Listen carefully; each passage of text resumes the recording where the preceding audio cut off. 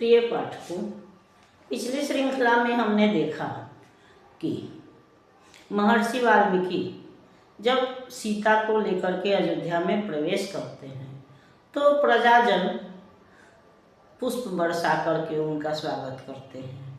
माताएं गले लगाती हैं, गुरुवर जो है वह स्वस्ति वाचन करते हैं, यानी कि मंत्र पढ़ करके आशीर्वाद देते हैं। बहनें भी गले मिलती हैं, सब खुश होते हैं। लेकिन भगवान राम, जिन्होंने मर्यादा के ऊपर अपना जीवन न्यौछावर कर दिया था, और यही कारण है कि उनको हम मर्यादा पुरुषोत्तम भी कहते हैं, तो वो भगवान राम जो है वह आगे बढ़ कर के सीता का स्वागत नहीं कर सके, क्योंकि वह मर्यादा से बंधे हुए थे, पद से बंधे हुए थे। वो राष्ट्राध्यक्ष कहिए या राजा थे, तो वो उनका कर्तव्य था कि वो प्रजा की भावनाओं का आदर करें। और हम यह भी देखते हैं कि जब हम समाज हित में आगे बढ़ते हैं तो हमारे अपने ही छूटते हैं। भगवान राम के साथ भी यही हुआ। उन्होंने प्रजा के साथ तो न्याय किया, प्रजा को संतुष्टि दी, लेकिन प्रजा को संतुष्ट करने में माता सीता के साथ उनसे अन्याय हो गया।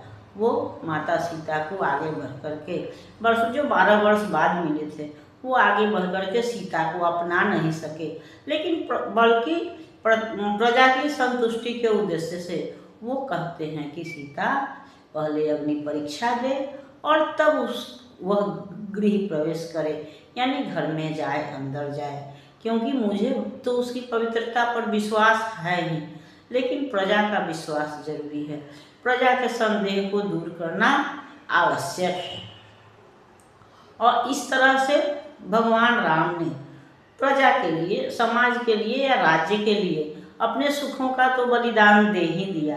लेकिन वही बात होती है कि हम किसी के साथ न्याय करते हैं तो जाने अनजाने दूसरे के साथ अन्याय हो जाता है। कभी कभी जान करके भी हमको ऐसा करना पड़ता है।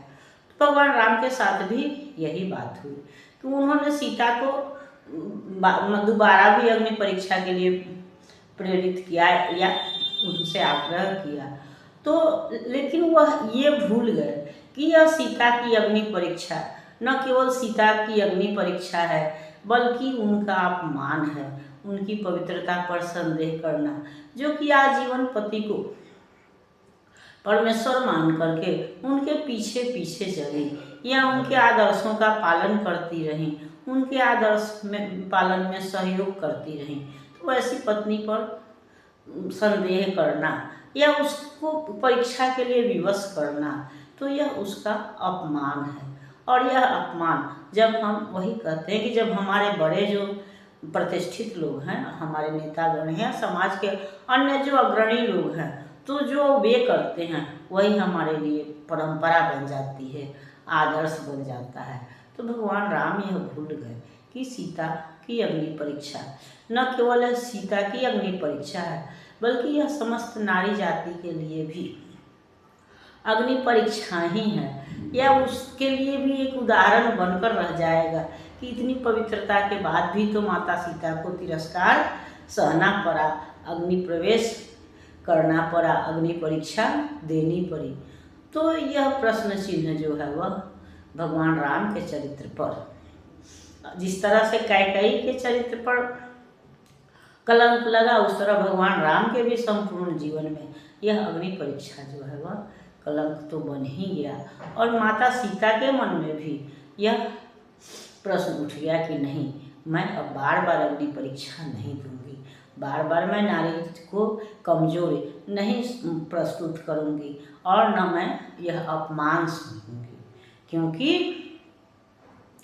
अगर आज हम, ये वही बात होती है कि अगर हम एक जगह दबते हैं तो दबते ही जाते हैं। एक बार जिसका तिरस्कार हो जाता है उसका तिरस्कार ही होता जाता है। तो इसलिए माता सीता जो है वह इस अग्नि परीक्षा से इनकार करती हैं, उसको अस्वीकार करती हैं और मन ही मन सोचती हैं कि आज अगर यह अग्नि परीक्षा हुई तो ये मेरी अंतिम चिता होगी, क्योंकि अब मैं बार बार अग्नि परीक्षा नहीं दूंगी। और ऐसा सोच करके उन्होंने मन ही मन ईश्वर को याद किया और प्रत्यक्ष रूप से बोली, भरी सभा में आज मैथिली इस दुनिया को तज देगी, राजा प्रजा सभी के सबका साथ समन्वय कर देगी।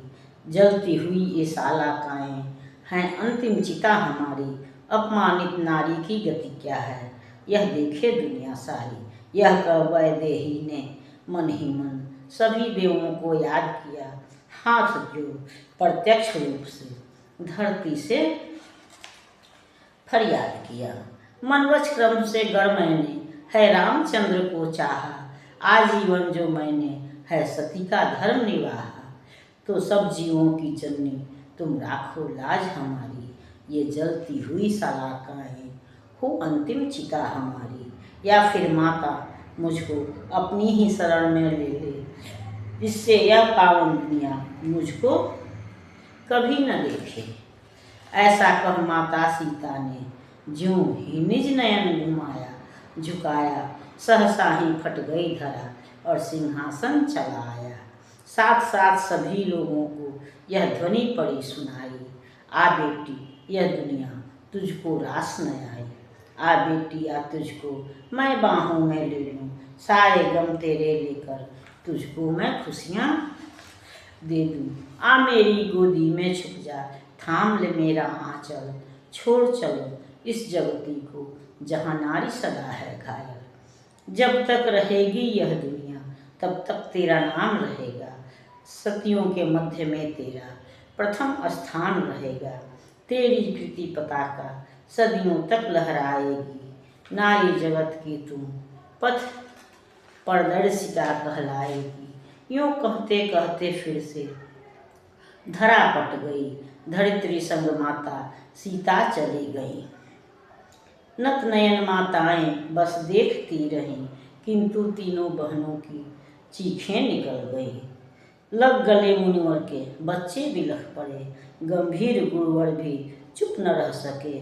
जलती नजर से उन्होंने राम को निहारा, निर्दोष नारी के प्रति क्या यही कर्तव्य था तुम्हारा।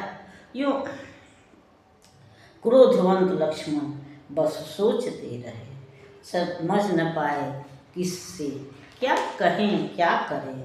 मर्यादा पालन का हस्र क्या यही है, सत्यनिष्ठा त्याग का क्या सिला यही है। यही सोचते सोचते लक्ष्मण बिलख पड़े, आज तक ये प्रश्न हैं अनुत्तरित पड़े।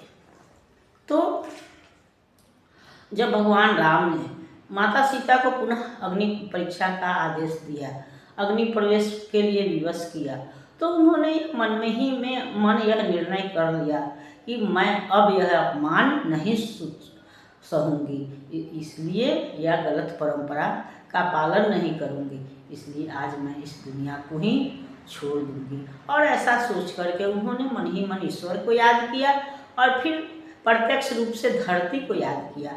हम यह सब जानते हैं कि माता सीता का जन्म जो है वह धरती से ही हुआ था, और हम यह भी जानते हैं कि जब हमको कोई कष्ट होता है तो हम अपने माता पिता को याद करते हैं। तो माता सीता ने भी अपनी माता को यानी धरती को याद किया और कहा कि हे माँ, तुम ऐसा करो कि अब मुझको अपनी गोदी में ले लो, जिससे यह पवित्र दुनिया जो मुझे अपवित्र समझती है वह मुझको पुनः देख नहीं सके। ये जलती हुई चिता जो है वह मेरी चिता बन जाए, या तुम मुझको अपने गोद में ले लो कि मैं इस संसार से चली जाऊं और फिर मुझको इस दुनिया का सामना नहीं करना पड़े। और तब धरती जो है वह धरती फटी और एक सिंहासन पर जो है वो धरती बैठी हुई प्रकट हुई दिखाई दी, और उन्होंने सीता से कहा कि आओ बेटी आओ, तुझे मैं अपने गोद में ले लेती हूँ, तुम मेरे आंचल में आ जा, क्योंकि यहाँ अब तुम्हारी आवश्यकता नहीं है। यहाँ जो है वह नारी सदैव अपमानित होती है, यहाँ पवित्रता पर संदेह किया जाता है, इसलिए तुम्हारी आवश्यकता नहीं है। और तब तुम मेरे साथ चलो, वहाँ सुख शांति अनुभव करो। ऐसा करते करते धरती पुनः पट गई और माता सीता जो है वह धरती में समा गई। और तब माताएं तो चुप थी, चुप ही रही, बहनें चीख पड़ी, बच्चे जो हैं वह वाल्मीकि मुनि के गले लग कर रो पड़े। और वाल्मीकि मुनि ने भी क्रोध से राम की तरफ देखा, मानो यह कह रहे हों कि एक निर्दोष नारी के प्रति क्या तुम्हारा यही कर्तव्य है? जब तुम्हारा राजा के प्रति, राज्य के प्रति, प्रजा के प्रति कर्तव्य था, तो फिर पत्नी के प्रति भी तो कर्तव्य था। उस कर्तव्य को तुमने राजहित पर न्यौछावर कर दिया। लेकिन कोई भी चीज़ एक सीमा तक ही सही होती है। जब सीमा का अतिक्रमण होता है तो सदैव विध्वंस होता है, विनाश होता है, निर्माण नहीं होता है। और हम यह भी जानते हैं कि लक्ष्मण तो लंका में भी अग्नि परीक्षा के विरोधी थे। फिर जब माता सीता को वन में छोड़ना था उस समय भी उन्होंने इसका विरोध किया था। और आज लक्ष्मण कुछ बोल नहीं सके, क्योंकि यह राम की यह मर्यादा पालन जो है वह सीमा को लांघ गया था। हम यह भी जानते हैं कि लक्ष्मण क्रोधी तो थे ही, उन्होंने राम के वनवास का भी विरोध किया था। तो वो हर गलत परंपरा का विरोध करते रहे थे, लेकिन राम के आगे झुकते भी गए। और इसलिए आज वह कुछ बोल नहीं सके, बल्कि उनकी आंखों से आंसू निकल गए। वो बिलख पड़े और उन्होंने यही कहा कि क्या श्रद्धा का, प्रेम का, विश्वास का या त्याग का, पतिव्रत का क्या यही परिणाम होता है? और यह प्रश्न आज भी अनुत्तरित है, क्योंकि हमारी जो समाज की परंपरा है या हमारी जो सोच है, उस सोच के अनुसार हम एक तो अपने लोगों को ही दबाते हैं, दूसरे से दबते हैं, अपने लोगों को दबाते हैं। और दूसरी बात होती है कि जो दबने वाला होता है, समाज में जो थोड़ा सा कमज़ोर होता है, चाहे वह भावनात्मक रूप से हो या किसी अन्य कारण से, तो जो दबने वाला होता है उसी को सभी दबाते हैं, और जो नहीं दबता है उसको कोई दबाता नहीं है। तो ये सब प्रश्न जो है वह लक्ष्मण के अंदर जागृत थे। उन्होंने पहले भी इसका विरोध किया था और अंत में भी विरोध किया, और इसलिए उन्होंने यह प्रश्न जो है उनके मन में रह गया कि सत्य का, निष्ठा का, त्याग का या कर्तव्य पालन का, मर्यादा पालन का मतलब क्या यही है। और यह प्रश्न, इसका जवाब आज तक नहीं है, क्योंकि यह सही था नहीं। अब यह तो रचना समाप्त हुई। अगली श्रृंखला में हम अगली रचना पर विचार करेंगे। तब तक यह श्रृंखला आपको पसंद आती है तो इसको लाइक कीजिए, सब्सक्राइब कीजिए। मिलते हैं अगली श्रृंखला में, तब तक के लिए